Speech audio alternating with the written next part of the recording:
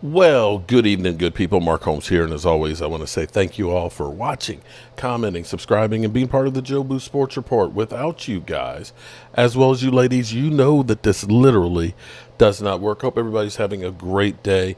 We are a little over 2 weeks away from the training camp opening up. Players are going to start arriving. First practice is on the 26th.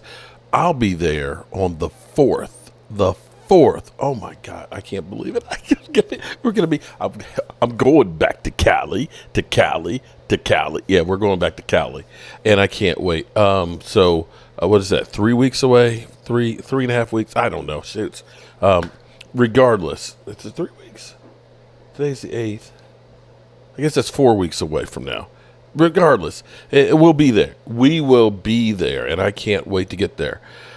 We still have some questions with some guys coming back from injuries. You remember when it used to be hamstrings used to be our bugaboo, that everybody was always getting a hamstring issue and things? Now it seems to be ACLs. Knock on wood, hopefully we don't have any this year.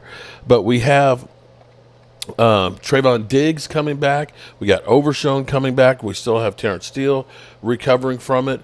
One of our rookie tight ends had the ACL. You know, it's like you get an ACL and you get an ACL, and it's just too much. The thing is Overshown, he should be ready to start practice and be ready to go because his literally happened in training camp last year. Diggs, there's a little more question on that because he's probably going to start off on the PUP list, and the season opener is in doubt. Now, what's interesting is there is Stefon Gilmore out there. Now, Stefon Gilmore wanted to get a 2-year deal. The Cowboys, of course, basically are like, nah, we're okay, we're good. But, if you can get Stefon Gilmore back on the Cowboys on a 1-year deal, it wouldn't be a bad insurance policy. It really wouldn't be a bad one.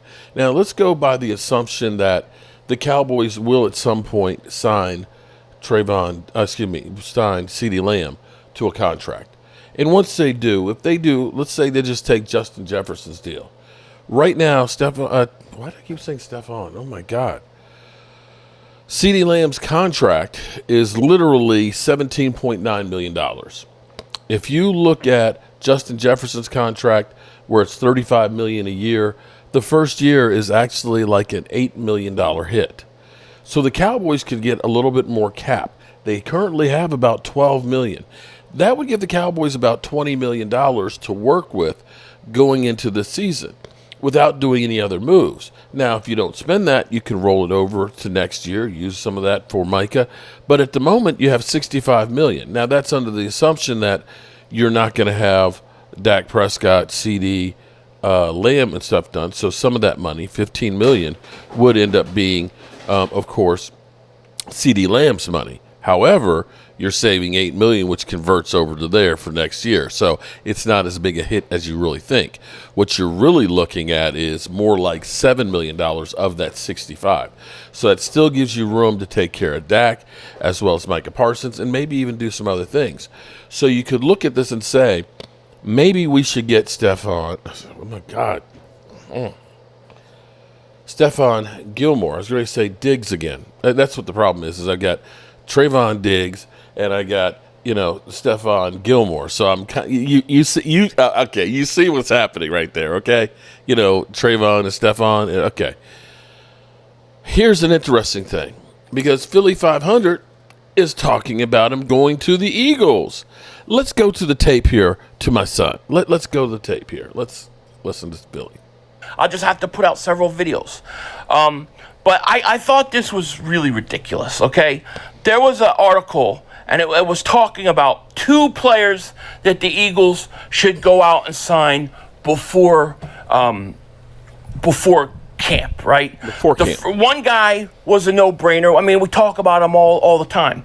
It was Justin Simmons. Mm-hmm. Yeah, all right, they're going to go out and sign Justin Simmons. Yeah, that makes sense to me. I totally can understand it. But the second guy, I'm like, I don't understand this rationale. I don't understand this thinking at all. I absolutely hate it. The second guy, which was really their first guy on the list, was Stefon Gilmore. Why would the Eagles go out and sign Stefon Gilmore?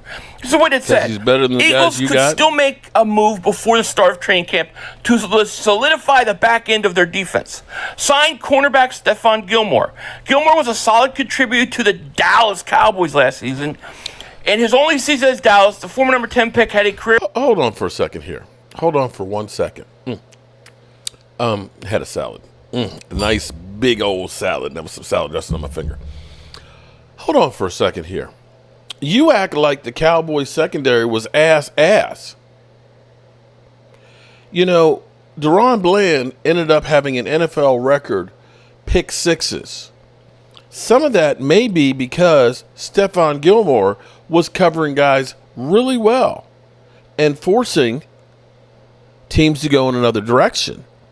Now, those who live in glass houses, those who had the 31st worst secondary in the NFL, I don't know how you can throw shade on anybody else's players or any other player in the NFL. But go on. High 68 tackles while snagging 2 interceptions and recording 13 passes. Who cares? He's 33 years old. He's 33 years old, and you want me to get rid of one old guy and replace him with another old guy? Well, My old guy played a lot better than your old guy. The secondary, if you're going to fill a position in, you fill it in at the safety spot. And if you don't touch that safety spot, there's no need, in my opinion, to touch anywhere else, especially on the outside you're just gonna corner. be ass. You, at this point, need to get rid of cornerbacks, not keep them, or not bring in other guys. If you bring in Stefon Gilmore, just for argument's sake, all right, if the Eagles were to do that, which I think is just a stupid move, you do that, then you are not going to be able to play Isaiah Rodgers. And you're not going to, Quinyon Mitchell will not even see the field. I mean, Isaiah Rodgers has already said he's playing outside. That's where he wants to play. That's where he's going to play. So my thing is, if you get rid of Bradbury, then you're letting Isaiah Rodgers play. If you bring in Stefon Gilmore, Isaiah Rodgers doesn't play. Now you're wasting young guys. You're wasting talent.